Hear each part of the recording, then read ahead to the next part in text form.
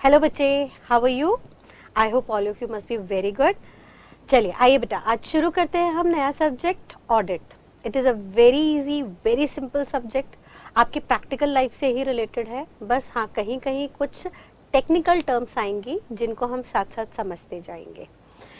आइए बेटा देखते हैं, आपके कोर्स में ऑडिट एक 100 मार्क्स का सब्जेक्ट दिया हुआ है, where audit is a Latin term.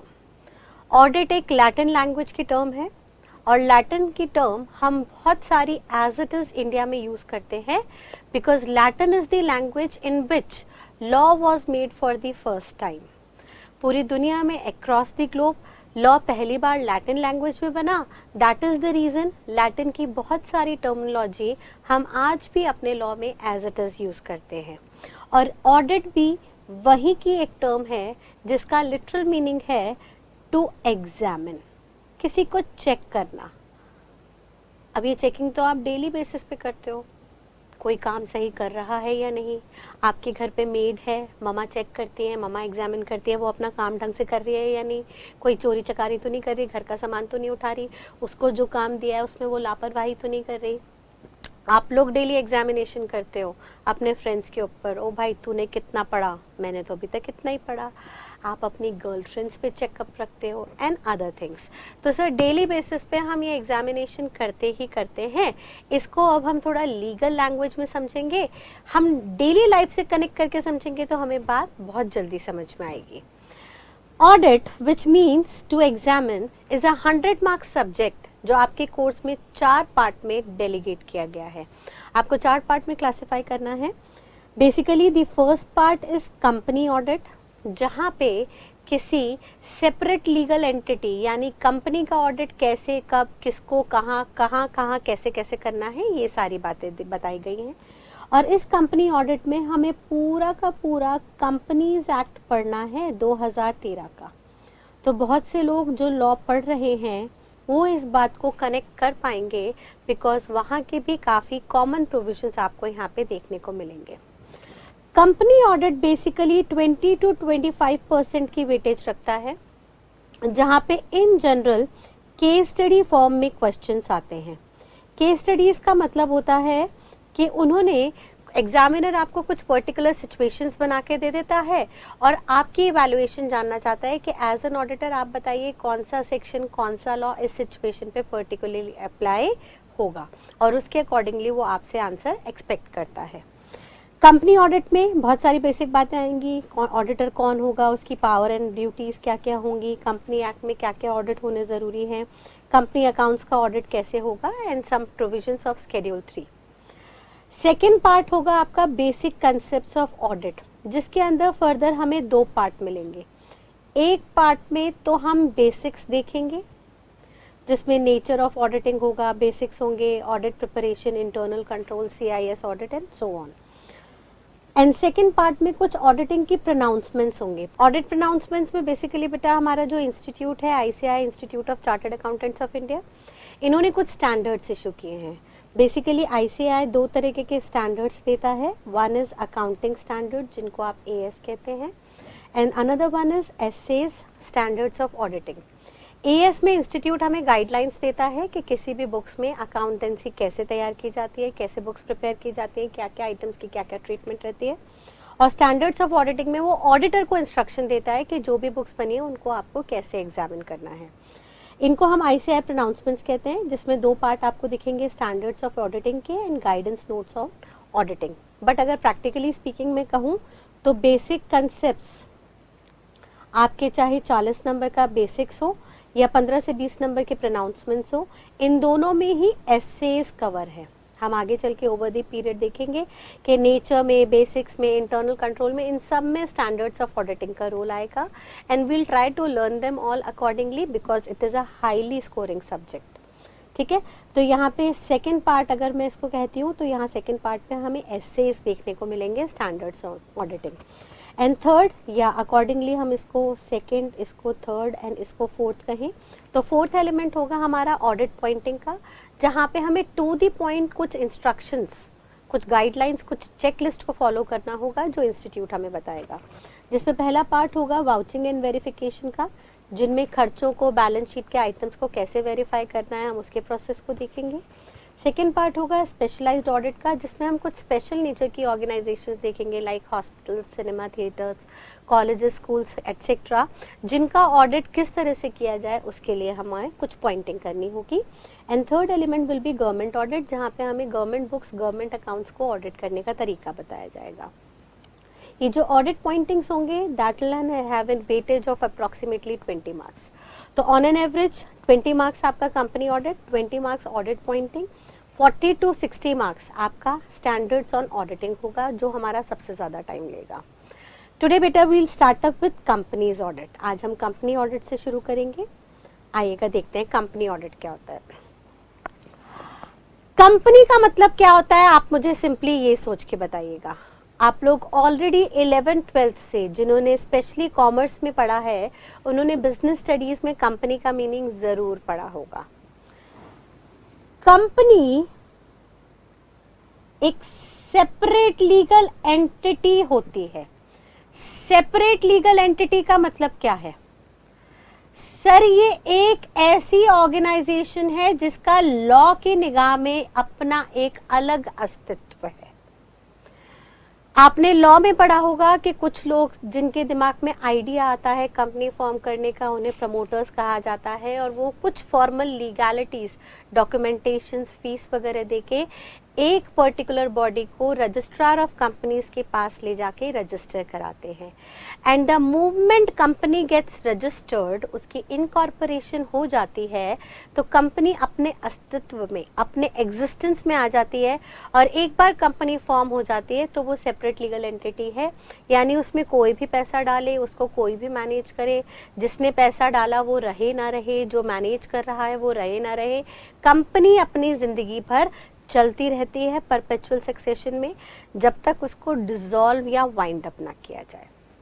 ठीक है, अब कंपनी के बेसिक फीचर्स क्या होते हैं सर? कुछ लोग होते हैं जो इकट्ठा होते हैं। मान लीजिए मैं, मेरी सिस्टर और मेरी एक फ्रेंड, हम 3 लोग मिलके एक कंपनी फॉर्म करना चाहते हैं। तो हम 3 जिनको आइडिया आया एजुकेशनल कंपनी फॉर्म करने का, हम लोग जब तक कंपनी नहीं बनी तब तक हम रहे प्रमोटर्स, और फिर जो भी लीगैलिटीज थी उसको पूरा करके हमने कंपनी को फॉर्म कर दिया। अब ये जो कंपनी फॉर्म हुई, इसमें जो भी पैसा है, फंड रेजिंग या जिसको हम कैपिटल कहते हैं, ये सारा फंड रेजिंग का काम होता है शेयर होल्डर्स का। और शेयर होल्डर्स कोई भी हो सकते हैं। सर हम प्रमोटर थे, हम ही ने पैसा डाला तो हम शेयर होल्डर भी बन गए। और ये कंपनी पब्लिक में भी तब्दील हो सकती है, यानी हम आम जनता से भी पैसा मांग सकते हैं on fulfilment of certain obligations. हम आगे चल के देखेंगे कंपनी एक्ट में कुछ गाइडलाइंस हैं, कुछ सेबी की गाइडलाइंस हैं, जिनके तहत हम कंपनी को स्टॉक एक्सचेंज में रजिस्टर करा के आम जनता से भी पैसा रेज करवा सकते हैं। तो this share holder can be anyone, but उसका मेन काम होता है कंपनी में कंट्रीब्यूट करना, सो दैट कल को कंपनी उस पैसे से कुछ प्रॉफिट कमाएगी तो वो प्रॉफिट का हिस्सा शेयर होल्डर्स को वापस दिया जाता है। ठीक है बेटा, अब जनरली मान लेते हैं share holders could be large in numbers, इनकी संख्या ज्यादा है, लेट्स से 20, 30, 40, 50, 100, 200, कितने भी नंबर के हो सकते हैं। और इन सबको अगर कह दिया जाए कि आप कंपनी को मैनेज करो तो बहुत ही कॉम्प्लिकेशन का काम है। क्यों कॉम्प्लिकेशन का काम है? आपने कभी घर पे देखा होगा कि मम्मी और पापा को भी एक डिसीजन लेना पड़ता है तो दोनों में पहले आधा घंटा आर्ग्यूमेंट होता है, बहस होती है, यानी आसानी से 2 लोगों को एक बात पे राजी कराने में बहुत टाइम लगता है, बिकॉज हर इंसान का सोचने का तरीका अलग होता है। अब मान लीजिए हमारी कंपनी में 100 शेयर होल्डर हैं, 100 लोगों ने पैसा कंट्रीब्यूट किया, तो अब उन 100 के 100 लोगों को हम कह दें कि आप इस कंपनी को मैनेज करो, तो भाई साहब हर दूसरे दिन झगड़ा हुआ पड़ा रहेगा। क्योंकि 100 लोग जब एक बंदे से पूछा जाएगा तो हो सकता है एक बंदा एक पर्टिकुलर डिसीजन के लिए राजी हो जाए, दूसरा ना हो। मान लीजिए हम लोगों की कंपनी फॉर्म हो गई, आप हम हमारे फ्रेंड्स मिलके एक कंपनी फॉर्म करते हैं। अब कल को हमें एक पीएन को अपॉइंट करना है, एक चौकीदार को अपॉइंट करना है, तो चौकीदार को अपॉइंट करने के लिए क्या सब 100 लोगों से पूछे कि इसे अपॉइंट करे ना करे? तो सर ये तो बड़ा टीडियस टास्क हो जाएगा, बहुत टेक्निकल हो जाएगा, यहाँ तो बेसिक कामों पे इतना टाइम लग जाएगा, कंपनी अपना काम कैसे देखेगी? तो लॉ मेकर ने कहा शेयर होल्डर्स को कि भाई साहब अब इस कंपनी को मैनेज करने के लिए एक अलग से टीम तैयार करो। वो टीम में आप ही लोग हो सकते हो, हम ये नहीं कह रहे बाहर से कोई तीसरा बंदा लेके आओ, लेकिन हम ये कह रहे हैं कि कुछ सेलेक्टिव लोगों को चुन लो जो इस कंपनी के मैनेजमेंट की जिम्मेदारी उठाए। तो अब शेयर होल्डर्स को बोल दिया गया कि आप कुछ लोगों को चुनिए, आप कुछ लोगों को अपॉइंट कीजिए एज डायरेक्टर्स। 2, 3, 4, 5 जितने भी लोग हैं आप उनको चुन सकते हैं, और उन सब डायरेक्टर्स को कलेक्टिवली अब से हम नाम देंगे बोर्ड ऑफ डायरेक्टर्स। ये डायरेक्टर्स किस में से चुने जाएंगे? दे can be appointed among share holders, इनमें से भी कुछ लोग हो सकते हैं, ठीक है। मान लीजिए मैक्सिमम जिन्होंने शेयर्स खरीदे हैं, जैसे हमने कंपनी फॉर्म की उसमें 51% शेयर्स मेरे हैं, मेरा सबसे ज़्यादा पैसा लगा है, तो भाई प्रैक्टिकली स्पीकिंग जिसका सबसे ज़्यादा पैसा लगा है वो सबसे ज़्यादा सिंसियरली काम करेगा बिजनेस में। भाई सोचने वाली बात है, मान लीजिए हम सब ने मिलकर एक कंपनी फॉर्म की, आप भी उसमें हो शेयर होल्डर, लेकिन आपने खाली 1% कंट्रीब्यूट किया, मैंने 51% कंट्रीब्यूट किया, तो बताइए आपकी जिम्मेदारी कंपनी में ज़्यादा होगी या मेरी? ऑब्वियसली मुझे पता है कि मेरा बहुत सारा पैसा लगा है, कल को कंपनी कोई भी ऐसा गलत डिसीजन ना ले कि ये पैसा डूब जाए, लॉस में कन्वर्ट हो, तो मैं ज़्यादा रिस्पॉन्सिबल रहूँगी।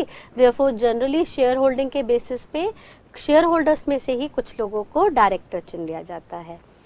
और हम आगे चल के देखेंगे कंपनी एक्ट ने कुछ इंडिपेंडेंट डायरेक्टर्स की भी कंडीशन डाली है, सो दैट बायस्ड डिसीजन ना ले। बायस्ड मतलब क्या होता है बेटा? मान लीजिए खाली मैं हूँ डायरेक्टर और मेरे हस्बैंड हैं, उनका भी 30% का शेयर होल्डिंग है, मैं मेरे हस्बैंड मेन डायरेक्टर हैं, तो हम तो अपनी डाइनिंग टेबल पे ही रात को बैठे बैठे कोई भी ऐसा डिसीजन ले सकते हैं जिसके चलते हमारा पर्सनल फायदा हो other than other share holders. तो लॉ मेकर कहता है कि सर डायरेक्टर्स भी जो हैं जिनका पैसा लगा है वो तो डायरेक्टर्स रहेंगे ही रहेंगे, लेकिन यहाँ पे कुछ बाहर से भी आपको इंडिपेंडेंट डायरेक्टर बैठाने पड़ेंगे बोर्ड में, सो दैट शेयर होल्डर जो डायरेक्टर है वो अपने पर्सनल फायदे के बेस पे डिसीजन ना ले। बिकॉज कंपनी एक ऐसी जगह है जहाँ पे बहुत सारे लोगों का पैसा लगा है, including creditors, including unsecured suppliers जिन्होंने हमें उधार पे माल बेचा है। तो सर यहाँ पे डिसीजन मेकिंग सिर्फ शेयर होल्डर्स ही नहीं लेंगे, यहाँ पे इंडिपेंडेंट डायरेक्टर्स को भी बैठाया जाएगा। एंड हूसोएवर यानी एक थर्ड पार्टी भी रहेगी in the name of independent person, और फिर इनको चुन के, इन दोनों को चुन के बोर्ड बैठाया जाएगा, और फिर बोर्ड इस कंपनी के डे टू डे अफेयर्स को मैनेज करेगा। यानी मैनेजमेंट की जिम्मेदारी किसकी रहेगी? बोर्ड ऑफ डायरेक्टर्स की। बोर्ड ऑफ डायरेक्टर्स उस पैसे को मैनेज करेंगे जो शेयर होल्डर्स ने कंट्रीब्यूट किया। अब मान लो शेयर होल्डर्स हैं 100 और बोर्ड ऑफ डायरेक्टर्स हैं 8, तो इन 8 लोगों की जिम्मेदारी होगी कि 100 लोगों द्वारा लगाए हुए पैसे को मैनेज करें। ठीक है, चलिए यहां तक की तो बात मैम समझ में आती है, बट इसके आगे क्या दिक्कत है? दिक्कत देखिएगा, लिमिटेड डायरेक्टर्स साल भर में कंपनी के पैसे को खर्च करते हैं और उस खर्चे से कुछ कमाई क्रिएट करते हैं। यानी इस पैसे से डायरेक्टर्स बिजनेस रन करते हैं, और जो भी बिजनेस रन करते हैं उसको डायरेक्टर्स को शो करना पड़ता है इन दी बुक्स ऑफ अकाउंट्स। कंपनी की प्रॉपर बुक्स ऑफ अकाउंट्स बनती हैं उन बुक्स ऑफ अकाउंट्स में बोर्ड ऑफ डायरेक्टर्स को लिख के बताना पड़ता है कि शेयर होल्डर्स द्वारा, सारे शेयर होल्डर्स द्वारा कंट्रीब्यूटेड पैसा उन्होंने कहां कहां कब कब कैसे कैसे खर्च किया। अब ये जो बुक्स ऑफ अकाउंट्स हैं, इन बुक्स ऑफ अकाउंट्स में मेनली 4 एलिमेंट्स आते हैं। One is profit and loss account, जिसमें आप रेवेन्यू नेचर के खर्चे और कमाई लिखते हो। Another one is balance sheet, जिसमें कैपिटलाइज्ड एसेट्स एंड लायबिलिटीज आते हैं। Third one is notes to accounts, accounts के नीचे आप कुछ नोट्स देते हैं कंटिंजेंट लायबिलिटीज एंड ऑल के। And last one is cash flow statement, जिसमें आप कैश का फ्लो बताते हैं, इनफ्लो आउटफ्लो कितना आया। शेयर होल्डर्स को डायरेक्टर्स ये 4 डॉक्यूमेंट्स बना के डिपॉजिट करते हैं और शेयर होल्डर्स को कहते हैं कि सर जो भी साल भर का खर्चा था वो इसमें लिखा हुआ है। अब शेयर होल्डर्स क्या डायरेक्टर्स द्वारा लिखी हुई बात को आंख बंद करके विश्वास कर ले? सब प्रैक्टिकली तो पॉसिबल नहीं है, क्योंकि डायरेक्टर्स कुछ चुनिंदा है। हो सकता है उन्होंने किताबों में कुछ घपला किया हो सकता है 10,000 का खर्चा हुआ हो, प्रॉफिट एंड लॉस में उन्होंने 25,000 का खर्चा दिखा दिया हो, जिसके चलते 15,000 कम प्रॉफिट दिखा और वो 15,000 रुपए डायरेक्टर ने अपने आप आपस में बांट लिए हो। तो से देयर कुड बी प्रोबेबिलिटी, ये प्रोबेबिलिटी हो सकती है कि बुक्स में जो भी ट्रांजैक्शंस लिखी हैं वो शायद इतनी एक्यूरेट ना हो जितनी होनी चाहिए। तो कंपनी लॉ शेयर होल्डर्स को, जिनका पैसा लगा है, उनको पावर देता है कि भाई साहब आप एक ऐसा बंदा चुन के लाइए जिस पे आपको भरोसा हो, और वो जो भी बंदा होगा उसको इतनी प्रोफेशनल क्वालिफिकेशन जरूर होनी चाहिए कि वो किताबों को प्रॉपरली एग्जामिन कर सके। यानी शेयर होल्डर्स को कहा कि अब आप अपॉइंट कीजिए एक थर्ड इंडिपेंडेंट पर्सन, एक थर्ड इंडिपेंडेंट पर्सन, एक ऐसा बंदा चुन के लाइए जो बिल्कुल इंडिपेंडेंट हो। इंडिपेंडेंट का मतलब क्या है? थर्ड और इंडिपेंडेंट ऑलमोस्ट एक ही बात कहना चाह रहा है। थर्ड का मतलब आपस में कुछ लेना देना नहीं होना चाहिए, इंडिपेंडेंट का मतलब कोई कनेक्शन नहीं, यानी he does not have any connection with, उसका कोई कनेक्शन नहीं होना चाहिए विद कंपनी, शेयर होल्डर्स और बोर्ड ऑफ डायरेक्टर्स। ठीक है। एंड दूसरी कंडीशन ये है कि he must be a professionally qualified person, वो प्रोफेशनली इतना क्वालिफाइड होना जरूरी है कि वो बुक्स ऑफ अकाउंट्स को प्रॉपरली देख सके। तो हम आगे चल के देखेंगे बुक्स ऑफ अकाउंट्स में प्रोफेशनल क्वालिफिकेशन सबसे ज्यादा कौन रखता है अच्छे से? सर चार्टर्ड अकाउंटेंट्स, हम लोग। तो उन्होंने कहा एक चार्टर्ड अकाउंटेंट होना चाहिए हु इज प्रैक्टिसिंग। अब प्रैक्टिसिंग चार्टर्ड अकाउंटेंट, ये प्रैक्टिसिंग कौन होता है? सर वो चार्टर्ड अकाउंटेंट जो डिग्री लेने के बाद, मेंबरशिप लेने के बाद खुद की सेल्फ प्रैक्टिस शुरू करता है after obtaining certificate of practice from institute of chartered accountants of India. यानी बेटा प्रैक्टिकली क्या होता है, जब हम सीए कंप्लीट करते हैं, सीए की डिग्री, तो हमारे पास 2 ऑप्शन होते हैं। या तो हम किसी ऑर्गेनाइजेशन के एम्प्लॉय बन सकते हैं, उनके लिए काम कर सकते हैं, या हम इंडिपेंडेंटली अपनी प्रैक्टिस शुरू कर सकते हैं जिसमें हम किसी के एम्प्लॉय नहीं हैं, हम खुद से अपनी क्लाइंटेल बनाते हैं और एक्सटर्नल बेसिस पे, आउटसोर्स बेसिस पे अपने क्लाइंट्स का काम करते हैं। तो उन्होंने कहा सर हमारी निगाह में वो ही इंडिपेंडेंट है जो सेल्फ प्रैक्टिस में है, क्योंकि अगर किसी ऑर्गेनाइजेशन का एम्प्लॉय है तो सर एम्प्लॉय तो हमेशा प्रेशर में रहता है। मान लीजिए मैं चार्टर्ड अकाउंटेंट आईसीआईसीआई बैंक को ज्वाइन करती हूँ और मैं बैंक में एम्प्लॉय हूँ, तो एज एन एम्प्लॉय अगर मैं बैंक की बुक्स चेक करने गई तो एम्प्लॉयर मेरे को बहुत इजीली मैनिपुलेट कर सकता है।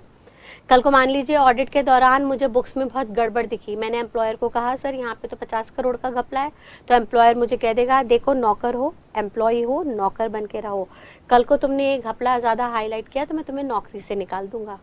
तो सर भाई मुझे तो अपना घर चलाना है, मुझे तो अपनी नौकरी प्यारी है, तो फिर ऐसे केस में मैं गलतियां हाईलाइट नहीं करूंगी। तो लॉ मेकर ने कह दिया सर ये जो एम्प्लॉई है ना ये इंडिपेंडेंट कभी नहीं होता, ये हमेशा एम्प्लॉयर के प्रेशर में होता है, तो ऐसे बंदे को कभी भी आप ऑडिटर मत चुनना। यानी auditor should be an independent person, जिसके लिए कंडीशन इंस्टीट्यूट ने डाली that he must be having his certificate of practice. ठीक है, अब इस प्रैक्टिसिंग चार्टर्ड अकाउंटेंट को कहा कि जाइए और जाके इन बुक्स को एग्जामिन कीजिए, और एग्जामिन करने को हम क्या बोलते हैं, ऑडिट। ऑडिट कीजिए, और जो इन किताबों को ऑडिट कर रहा है उसे क्या नाम दे दिया गया, ऑडिटर। जो इन किताबों को ऑडिट करेगा उसे क्या नाम दे दिया गया, ऑडिटर। ठीक है, अब कंपनीज एक्ट 2013 ने कहा कि सर कंपनी तो हमेशा ही सेपरेट लीगल एंटिटी है और इसमें पैसा हमेशा ही शेयर होल्डर्स का लगा होगा और मैनेजमेंट हमेशा डायरेक्टर्स ही देख रहे होंगे, 3 अलग अलग लोग हैं, तो भाई साहब इस कंपनी का ना ऑडिट कंपल्सरीली करवा लेना। यानी इस कंपनी की किताब जो डायरेक्टर्स ने बनाई और पैसा शेयर होल्डर का था, इन किताबों को 100% हर साल आपको एग्जामिन करना ही पड़ेगा। यानी कंपनीज एक्ट ने कंपनी के ऑडिट को कंपल्सरी कर दिया। उन्होंने कहा हर कंपनी का ऑडिट होना कंपल्सरी है, और anything which is compulsory under law becomes statutory. कोई भी ऐसी चीज जो लॉ के तहत कंपल्सरी है वो क्या बन जाएगी, स्टैट्यूटरी। देयरफॉर आज से कंपनी के ऑडिट को हम स्टैट्यूटरी ऑडिट एंड कंपनी के ऑडिटर को हम स्टैट्यूटरी ऑडिटर का नाम दे देंगे। ठीक है, कंपनी के ऑडिट को अब से हम क्या बुलाएंगे, statutory audit, because this is an audit which is compulsory under companies act and the person auditing such books is known as statutory auditor. और स्टैट्यूटरी का लिटरल मीनिंग क्या होता है, anything which is compulsory under law. और company का audit होना किसने compulsory किया, कंपनीज एक्ट 2013 ने। भाई सिंपल सी बात है, क्यों कंपल्सरी किया, क्योंकि यहाँ पे पैसा तो किसी और का लगा था और उसको देख कोई और रहा था, तो क्रॉस चेक होना बहुत जरूरी है कि जो भी किताबों में खर्चे चढ़े हैं वो सही तरह से चढ़े हैं या नहीं।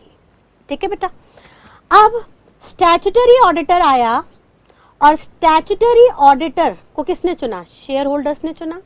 किसके लिए चुना, बोर्ड ऑफ डायरेक्टर्स द्वारा बनाई हुई बुक्स ऑफ अकाउंट्स को एग्जामिन करने के लिए चुना, जो बुक्स किसकी हैं, कंपनी की है। अब स्टैट्यूटरी ऑडिटर आएगा और क्या करेगा, ऑडिट करेगा, एग्जामिन करेगा, देखेगा कि जो भी बुक्स में एंट्री हुई है वो एंट्री बिल्कुल सही है या नहीं। एंड आफ्टर एग्जामिनेशन, एग्जामिनेशन के बाद रिपोर्ट करेगा। किसको रिपोर्ट करेगा, सोच के बताइए। After examination, after auditing, reported to shareholders. Shareholders को रिपोर्ट कर देगा कि हाँ भाई जो भी उसको फाइंडिंग्स मिली कि सब कुछ सही है, तो वो शेयर होल्डर को कह देगा हाँ जी सर बुक्स बिल्कुल सही हैं। या अगर बुक्स में कोई कमियां मिली, कोई गलतियां मिली, तो वो शेयर होल्डर्स को वो गलतियां बता देगा, so that accordingly share holders director से वो गलतियां सही करवाए। और अगर शेयर होल्डर्स को लगता है कि डायरेक्टर्स किताबों में गड़बड़ कर रहे हैं तो share holders can change the directors also. ठीक है बेटा, यहाँ तक की बात एकदम क्लियर। चलिए दिमाग में बिठाइएगा एक बार इन सारे स्टेप्स को। सबसे पहले कंपनी कौन सी जगह थी, एक सेपरेट लीगल एंटिटी थी जिसमें पैसा कौन दे रहा था, शेयर होल्डर्स, और शेयर होल्डर्स ने अपॉइंट किए डायरेक्टर्स और वो डायरेक्टर्स आके कैपिटल को मैनेज कर रहे थे। मैनेज करने के साथ साथ उन्होंने सारी मैनेजमेंट बुक्स में शो की।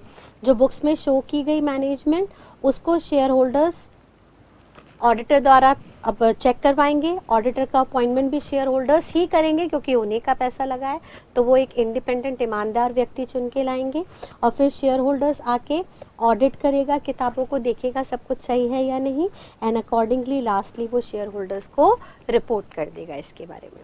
ठीक है बेटा, so this is the basic concept about companies audit. इस सिचुएशन को, इस पूरे ऑडिट के प्रोसेस को अब हम धीरे धीरे आगे बढ़ाते हैं। सबसे पहले हम देखते हैं कि ये शेयर होल्डर्स किस बंदे को एज एन ऑडिटर चुन के लाएंगे। ठीक है, so let's start with the concept. सबसे पहले हम कंसेप्ट शुरू करने जा रहे हैं। स्टैट्यूटरी ऑडिटर कौन है, उसकी एलिजिबिलिटी क्या है, उसकी क्वालिफिकेशंस एंड डिसक्वालिफिकेशंस क्या है। ठीक है बेटा, so let's see all those things. सबसे पहले चेक करते हैं कंपनीज एक्ट 2013 का चैप्टर 10 ऑडिट एंड ऑडिटर्स की बात करता है, जिसमें सेक्शन है सेक्शन 141, वेरी इंपॉर्टेंट सेक्शन।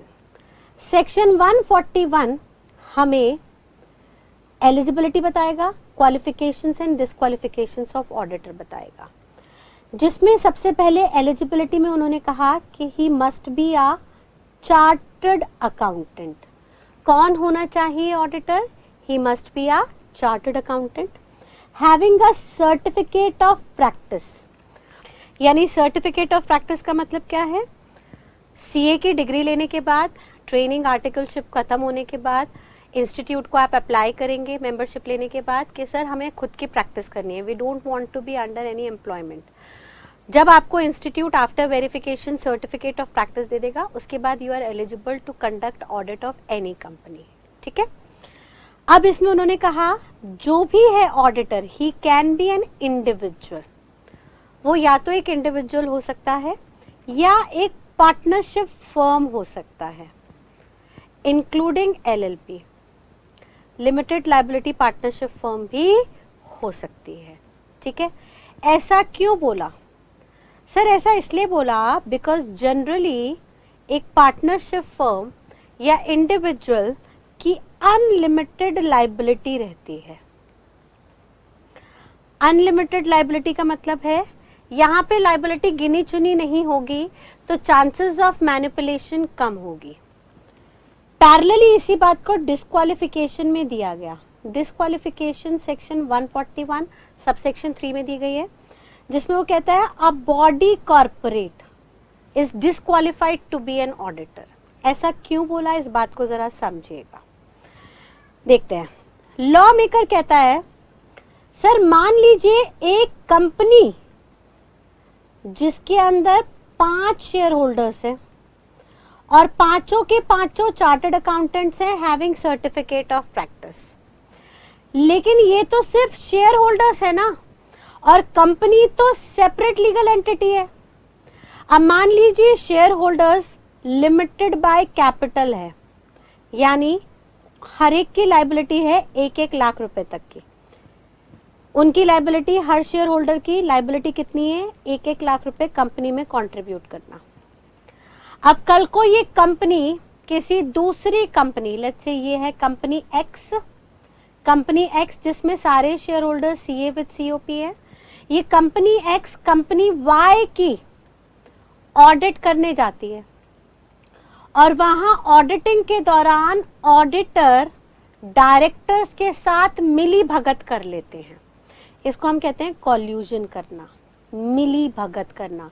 मिली भगत मतलब डायरेक्टर्स की उन्होंने कुछ गलती ढूंढ के निकाली, ऑडिटर्स ने करीब 50 करोड़ की गलती ढूंढ के निकाली, डायरेक्टर्स ने ऑडिटर्स को कहा सर 50 में से 10 करोड़ आप रख लीजिए और ये बात किसी को मत बताना, बाकी 40 करोड़ हमारे। ऐसी मिली भगत हो गई। ऑडिटर्स ने डायरेक्टर्स का साथ दिया और शेयर होल्डर्स को बेवकूफ बनाया। मीटिंग में आगे चल के रिपोर्ट में शेयर होल्डर्स को कहा गया कि सर सब कुछ सही है, लेकिन शेयर होल्डर्स के पैसे से जो 50 करोड़ का प्रॉफिट मिला था वो शेयर होल्डर्स को ना मिलके डायरेक्टर्स और ऑडिटर्स ने आपस में बांट लिया। कल को चेकिंग में उनकी ये मिली भगत पकड़ी गई, फाउंड हुई, जिसमें 5 शेयर होल्डर्स ने 10 करोड़ बांट लिए थे आपस में, यानी हर एक शेयर होल्डर के पास, एक शेयर होल्डर ने 2-2 करोड़ का प्रॉफिट कमा लिया। अब कंपनी वाई के शेयर होल्डर्स ने केस फाइल किया कंपनी एक्स पे कि ये ऑडिटर ने हमें धोखा दिया है और हमारे पैसों का मिसयूज किया है, मिस एप्रोप्रिएशन किया है। तो केस किस पे फाइल हुआ? कंपनी पे।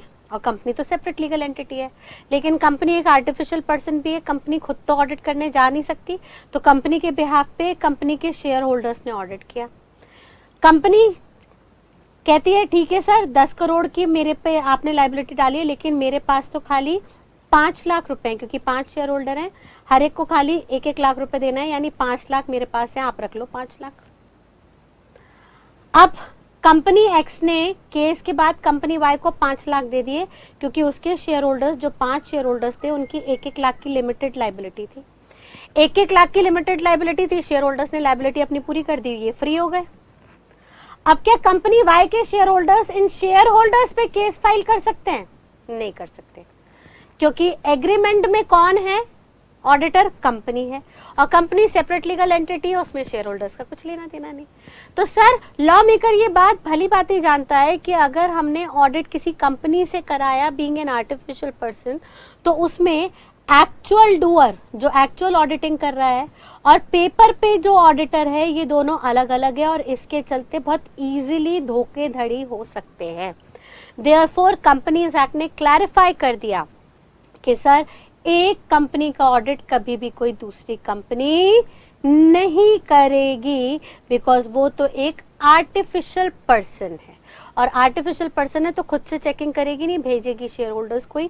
तो जब आना इन्हीं को है चेकिंग के लिए, तो ये अपनी इंडिविजुअल कैपेसिटी में आ सकते हैं या कोई पार्टनरशिप फर्म बना के आ सकते हैं, सो दैट कल को अगर ऐसी कोई गड़बड़ पाई गई तो इन इंडिविजुअल पर्सन को या फर्म के पार्टनर को हम अनलिमिटेड स्केल तक लायबल कर सकें, और जितने भी पैसों का उन्होंने मिस एप्रोप्रिएशन किया है उनसे वो पैसे निकलवा सकें।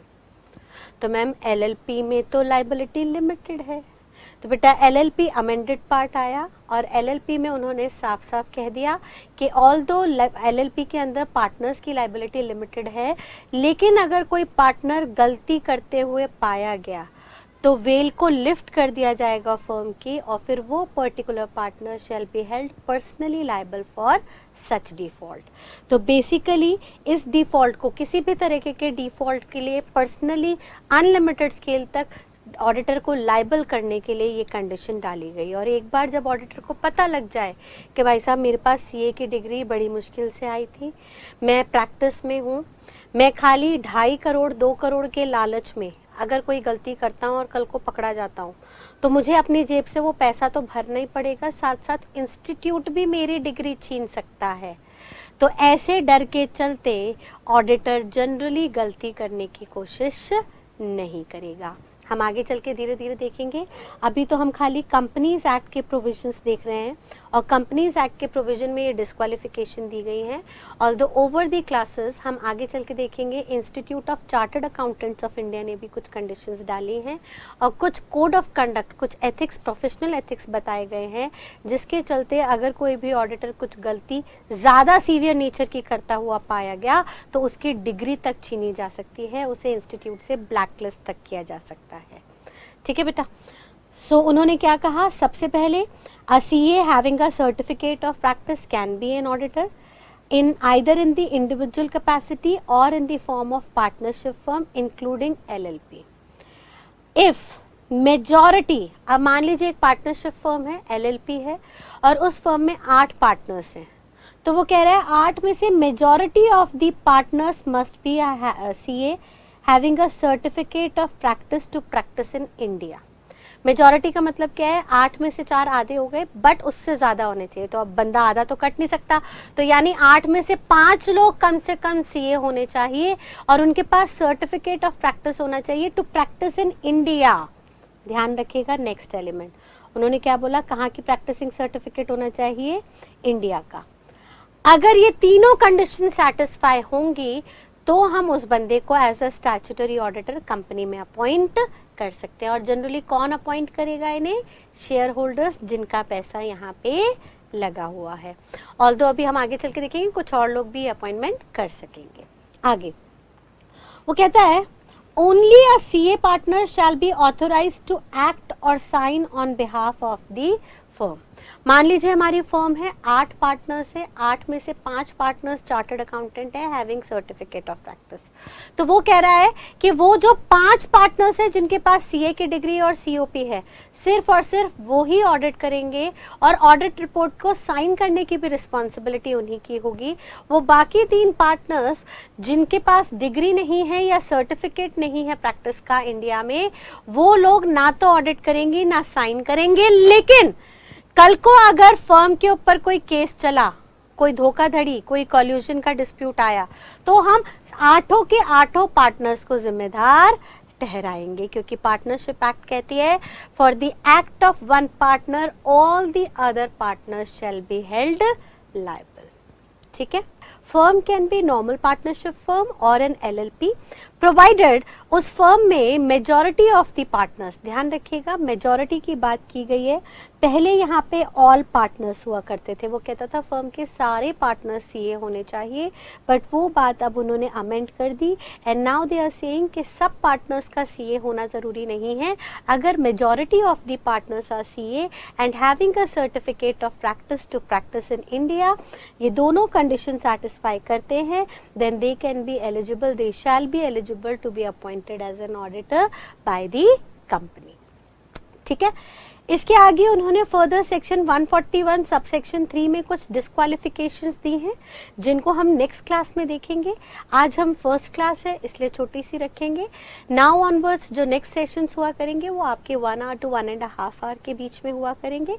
नेक्स्ट क्लास में बेटा हम कुछ डिस्क्वालिफिकेशंस देखेंगे कि कौन कौन लोग as a statutory auditor appoint नहीं होते। तो till next class, thank you and God bless you all, bye bye.